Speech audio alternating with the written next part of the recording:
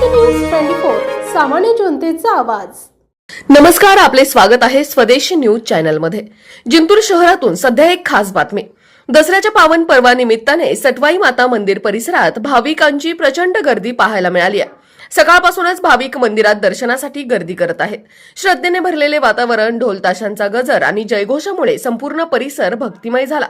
लेकरांसाठी पाळणे, खेळणी, फुग्यांची दुकाने आणि खाद्यपदार्थांच्या गाड्यांनी परिसराला जत्रेचे स्वरूप प्राप्त झाले। यावेळी माजी नगराध्यक्ष प्रताप देशमुख यांनी शहरातील बाजारपेठेतील सर्व व्यापाऱ्यांना भेटून शुभेच्छा दिल्या।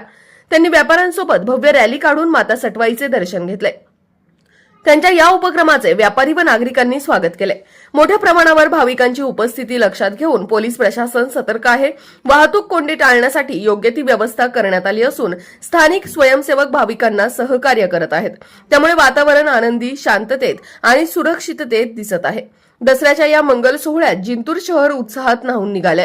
सटवाई मातेकडे सर्वांनी सुख, शांती आणि समृद्धीची प्रार्थना केली। आमच्या चॅनलवर अशा स्थानिक आणि महत्त्वाच्या घडामोडींसाठी जोडलेले रहा। लाईक करा, शेअर करा आणि सबस्क्राईब करायला विसरू नका।